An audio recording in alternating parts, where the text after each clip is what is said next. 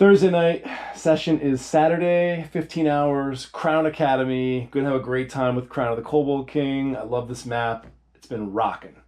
And it's such a classic looking dungeon. It is so 2007 in many ways, but I love it. And I have reached a point where I am at Cavern walls. Authors love to take worked stone, hence what we have here, okay? Worked stone, beautiful, straight, perfect lines. The dwarves made this, obviously, you know, they put a lot of time and effort into it and making it look clean. Now, the problem with that is then we get over here. And it's fun because, you know, dungeons do have areas where stuff starts to fall apart, or maybe they just didn't finish this part, or maybe there's something in this area that they don't want to keep in a worked stone dungeon. Maybe it's a cavernous creature that only lives in a cavern, you know, or something like that. So there are reasons why, and you got to get good at this. Now, if you don't care about the obsessive level of detail, so for example, you're not doing what we have to do, which is play it exactly as it is. And oftentimes this will affect a combat. If I make this room one square too big, it may affect the combat. So I've got to stay as true as I can to what the author has. And so in that case, if you're doing that, you're going to end up having to do my technique here. If you're not, you really could just kind of wing a dungeon with just a few points along the way, just to kind of give yourself an idea and then draw and connect those. But since I have to stick to this, and you might want to stick to exactly what the author has in the adventure or very close, this is the system. You put the map really, really, really close to what you're doing. Always like, so if I'm drawing this right here, okay, I want to turn it so that it's in line with the map overall. I'm going to start right here, and I'm going to put the map so close that I can look back and forth and go one square at a time. Don't try and remember where the line might go as you're dabbing it. Just go one square. So I started here, I went up, and I paid attention to where it went. It went above the grid line, then down to here, almost just below the midway point of the grid line, and I could see that on this map, and then I stopped. And then I look back over, okay, it goes down through here and comes back up here, stop.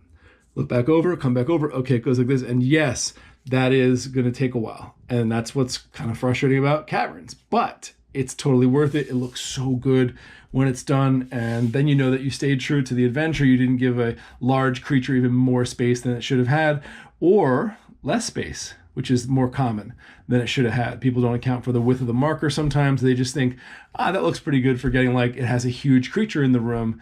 And now you just box that creature in, and even a couple squares will make a difference in a battle. So once we're finished and we have our little line, right? How did I make it look like this? Well, of course, chisel tip, so like this.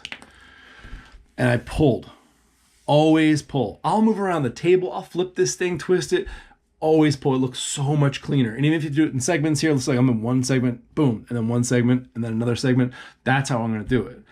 Always pull. It's worth doing it in segments. It's worth moving around. It's worth the effort, because there's something about pushing the marker and trying to keep it steady and trying to keep this flow to it. See how it just has a nice even flow? And that is, let me see if I can do this one for you here.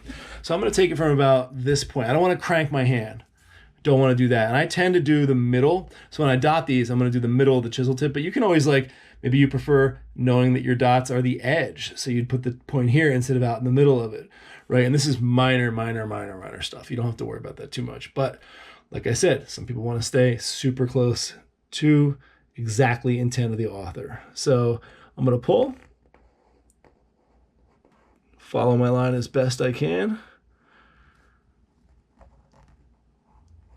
And so far, so good.